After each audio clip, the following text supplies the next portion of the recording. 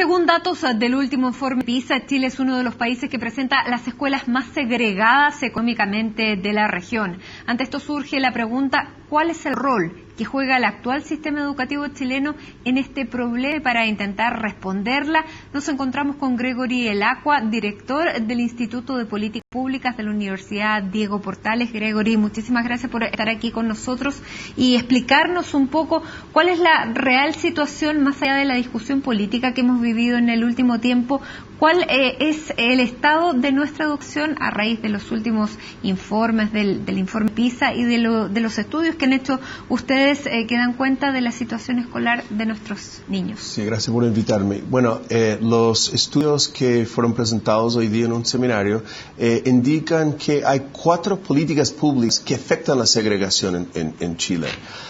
Primero, encontramos que la segregación escolar es peor que la segregación residencial, es decir, que el sistema educativo en Chile está exacerbando la segregación. Entonces, nosotros identificamos en distintos estudios políticas que generan segregación y otras políticas que aparentemente están reduciendo la segregación. Ahora, esto de que tú dices que tenemos sistema educacional más segregado, tal vez Chile y Santiago sea uno de los países o de las ciudades más segregadas habitacionalmente. Esto, ¿cómo podemos entenderlo de que educacionalmente incluso sea más acentuado? Sí, o sea, no es una ciudad mucho más segregada que otras ciudades que uno encuentra en países OECD. O sea, aquí hay segregación residencial que también los estudios urbanos indican que está levemente reduciendo. Pero aquí la gente de mayores ingresos vive con la gente de mayores ingresos, la de medianos con medianos. Efectivamente hay segregación residencial, claro. Sí. Pero la segregación escolar es peor que la segregación residencial. Es decir, las decisiones, las políticas públicas y las decisiones de las familias están aumentando la segregación, no solamente un reflejo de la segregación residencial, es peor que la segregación escolar. Ahora, dentro del análisis y del diagnóstico que hacen ustedes, ¿qué son los elementos que contribuyen a esta segregación escolar y cuáles son las políticas que debemos tender para eliminarla? Ustedes hablan del financiamiento compartido como una de las principales razones de esta segregación. Hay 2 políticas que están generando mayor segregación y uno que las noticias, los estudios están indicando que está reduciendo la segregación. Las 2 políticas más importantes son el financiamiento compartido, el copago de las escuelas particulares subvencionadas en Chile. Esta genera mayor segregación, o sea, las familias están autoexcluyendo a sus hijos de ciertas escuelas por el tema del pago. Es una barrera para las familias y esta genera segregación. Y el otro, esto es combinado con esto, la selección de las escuelas.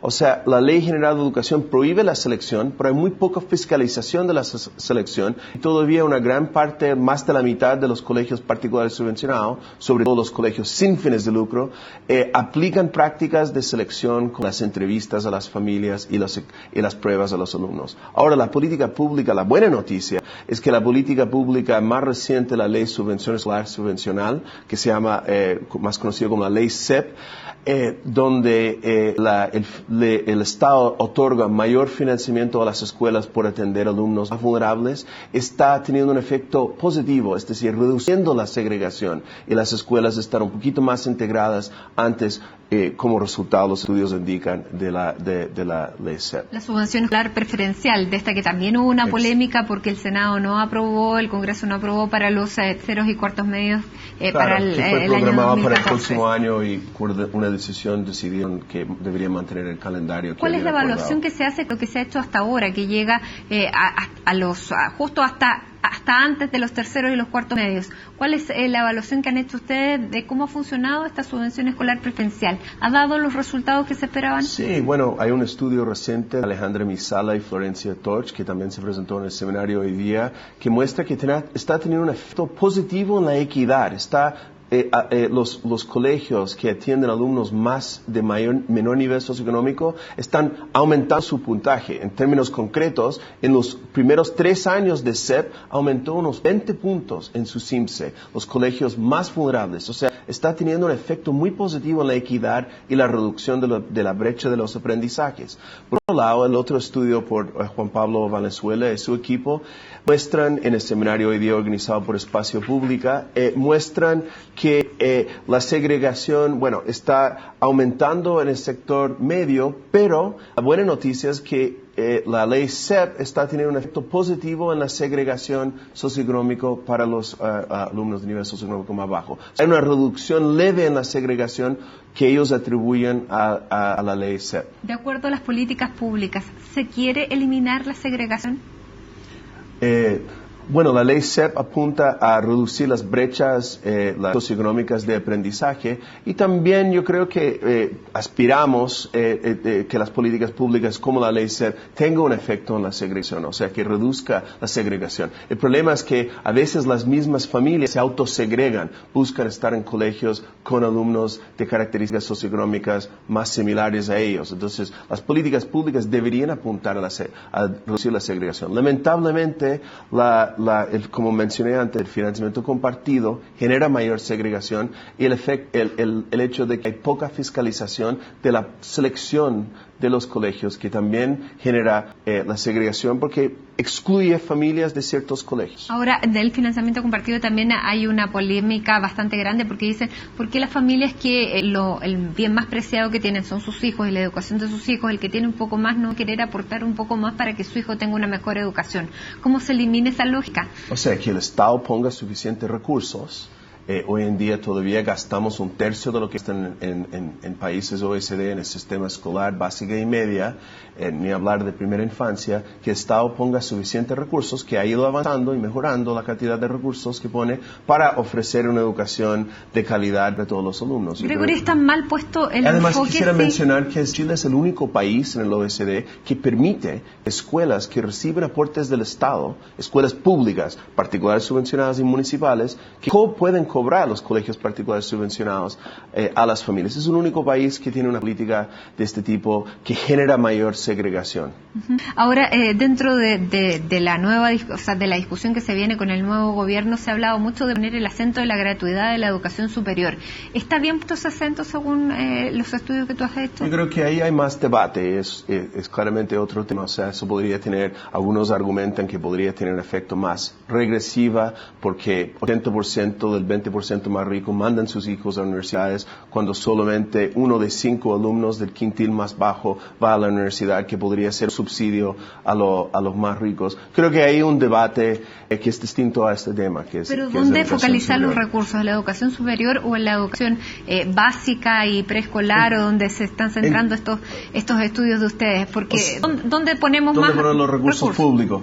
Bueno, el mayor retorno social, y ahí hay consenso en la literatura más empírica, en la evidencia, es en los cursos más pequeños. O sea, el mayor retorno social es aumentar los recursos para los niños entre 3 y 6 años, incluso más pequeños. Entonces, mientras más pequeño, mayor retorno para el país. O sea, yo creo que deberíamos poner el énfasis en primera infancia y básica y media. Y la formación de los profesores, que va de la mano. Exactamente, exactamente. O sea, eso es el factor más importante para mejorar la calidad y equidad de educación, asegurar que todos los niños tengan acceso a un profesor de calidad. Nos escandalizábamos con los resultados de la prueba PISA, porque si bien fueron los mejores de la región de América, estuvieron muy bajos en términos de lo que son los países de la OCDE, y sobre todo comparándolos además con países asiáticos teníamos más de 170 puntos menos. Claro. ¿En cuánto tiempo, de acuerdo a si se hacen las tareas como deberían hacerse, podríamos ir acortando esa brecha? Hay que primero reconocer que Chile es uno de los países que más ha mejorado en la prueba PISA. Si tú comparas los resultados de 2000 con 2009, que es comparable en lenguaje, Chile es el país de todos los países que participaron en PISA que más mejoró y más acortó las brechas socioeconómicas. Pero aún así se decía que el 50% aún ahí estamos bajo, no estaba todavía falta. En condiciones de lograr un buen trabajo con esos resultados. No, efectivamente, todavía falta mucho por avanzar, pero Chile hemos estado avanzando y es importante también reconocer los avances. Yo creo que falta mucho por mejorar y yo creo que hay que poner el énfasis en el sistema escolar, a lo menos, en los profesores.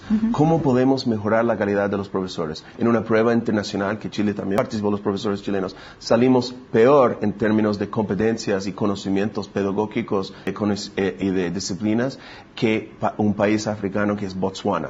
Fuimos el el penúltimo rankeado en los países que participaron en términos de la calidad de nuestros profesores. Yo creo que ahí está la clave. Ahí espero que esté el enfoque de las políticas educativas en el sistema escolar y primera infancia. Y en términos de la segregación, ¿estamos bien encaminados? ¿Qué fue el fruto del trabajo que ustedes realizaron y que presentaron hoy día? No, yo creo que no estamos bien encaminados ahí. Yo creo que ahí tenemos que, claramente el tema de financiamiento compartido, hay que buscar una forma de eliminar gradualmente mientras se aumentan los recursos, como se hizo con la ley SEP. La ley SEP significa que los colegios que firmen el convenio de la ley SEP no pueden cobrar financiamiento compartido a los alumnos más vulnerables. O sea, yo creo que deberíamos ir, mientras aumentamos los recursos públicos, reducir el financiamiento compartido. Y también yo creo que es fundamental tener una mayor fiscalización a los colegios que están aplicando prácticas de selección.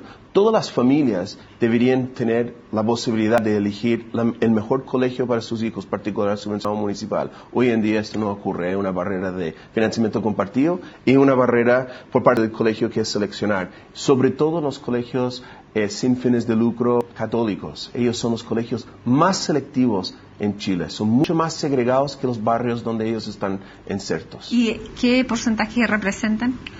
Bueno, los católicos son unos 15, los sin fines de lucro son unos 18% de la matrícula nacional.